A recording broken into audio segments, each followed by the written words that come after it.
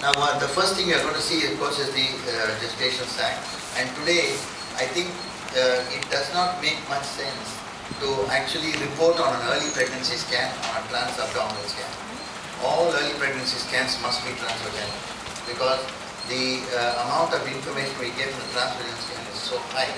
Secondly, a gestational sac which is not seen on the trans-abdominal scan will actually be seen on the transvaginal scan because of the resolution which the transvaginal scan offers.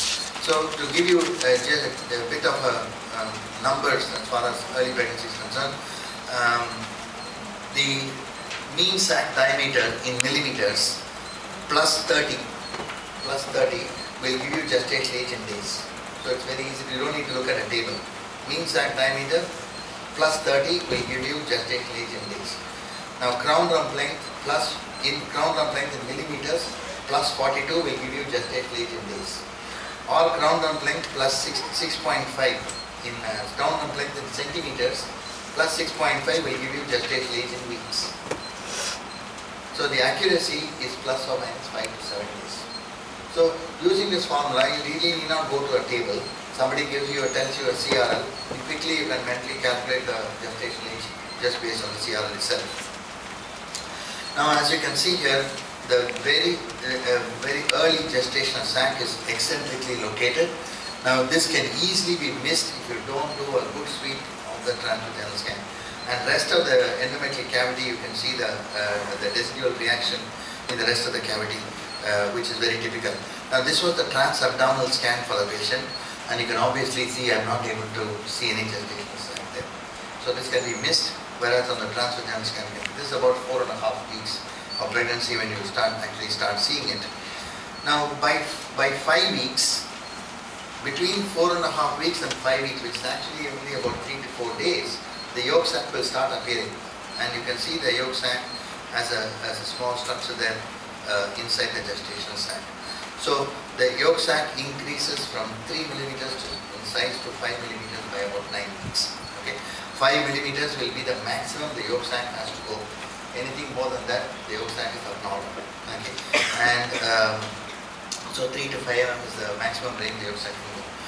Now, between 5.5 to 6 weeks, you start seeing fetal activity or cardiac pulsations. Now, the fetal heart is the only structure which actually functions before it is developed. All other structures function only after they are developed. This is only the nephrons develop, then you see the urine functioning. But here, the heart is just a single tube and it starts beating already. All the foldings, everything occur after the pulsations have started. Okay? So the heart does not wait for it to form 4 chambers and then start functioning. It already starts functioning, and that's why we use that information to pick out fetal viability or viability information very, very early, 5.5 weeks. Now what happens is in between 5 to 6 weeks, the heartbeat is about 100 per minute. By 8 weeks, it goes to 140 per minute. And then, what happens, there's a range. Any cardiac activity less than 90 beats per minute in early pregnancy is considered as bradycardia. And then we say, okay, bradycardia so early in pregnancy can have an unfavorable prognosis. Right. Then by 7 weeks, you can see the fetus has become a little larger, and you can start seeing a differentiation between the cephalic and the caudal poles. The head is slightly widened out as compared to the caudal pole. This remarkable thing about every week of gestation, something different is happening to the baby. We also use it to time or date the pregnancy.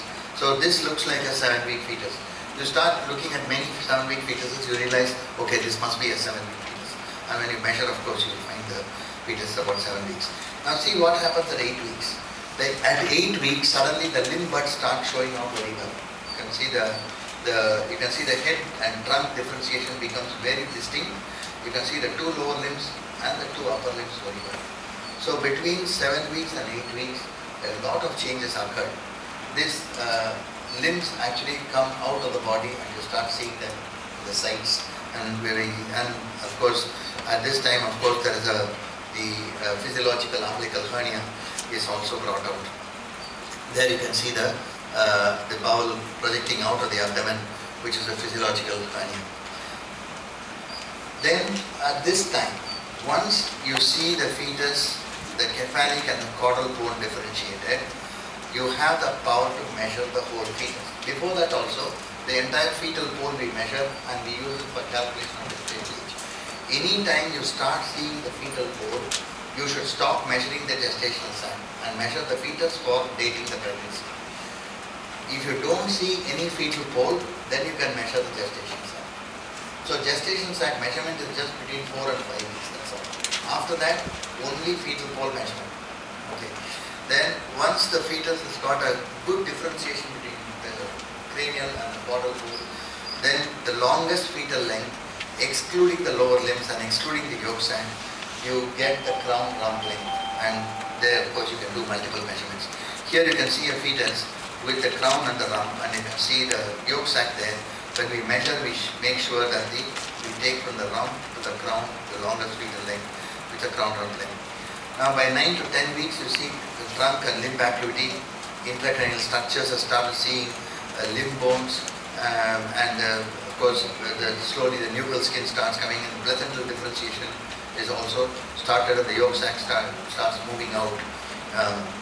And you can see the extra embryonic coelom. This is the amnion, and this is the extra embryonic coelom, and this is the yolk sac outside the amniotic cavity. Then here of course see the same fetus there. So by still about 11 to 12 weeks you will still see this physiological umbilical hernia, which is quite alright. You need not get completely alarmed, but always you will see this is the abdomen, right? This is the abdomen, and this is the physiological omphalocele. The physiological omphalocele will be much smaller than the abdominal circumference size. You can see one just look at it without measuring. This is quite small as compared to this entire circumference. Now if this is bigger than the abdominal circumference, then obviously there is a major abdominal wall defect. So only the small intestine can come out of the physiological omphalocele. If for example the liver comes out or the entire bowel is outside, then obviously it's a major abdominal wall defect. But still we will wait till about 13 to 14 weeks before we call abdominal wall defects. Now the other thing not to get concerned about in early pregnancy is in the fetal head you will see a cystic area here. You can see the cystic space looks very scary or alarming. Many people have reported this as ventriculomegaly, they have reported it as anencephaly, a lot of measures. But this is a normal cephalon which you see at this week of gestation, which over a period of time when the brain undergoes cleavage, this will disappear completely. Right? So this takes care of the normalcy of early pregnancy stage. We quickly see a few abnormals and then we go to the demonstration. Now first of all, the gestational sac, when you see, you must look at the location. Now why are we interested in location? We would like the sac to be located eccentrically in the uterine cavity, closer to as close to the fundus as possible. A sac which is located very low down or implanted very low down has a higher chance of miscarriage. Second is, if in a case of previous cesarean section, right, if the sac is implanted low, then there is a high chance then this sac, the placenta will get adherent to the scar and this may end up in a placenta accreta or adherent placenta later on. So in early pregnancy, this information is very useful, especially in patients with previous cesarean section.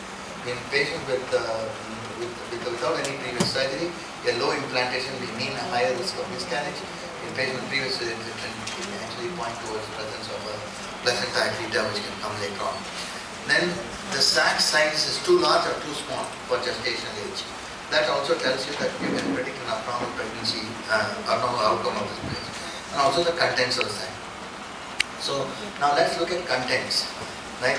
Now if you see a fetal pole very distinctly on the ultrasound and no cardiac pulsations, and the fetal pole is measuring 5 millimeters or more on transvaginal ultrasound, that means it is non-viable pregnancy.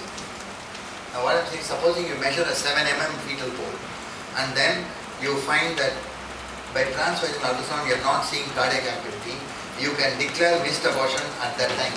You need not ask for a repeat scan.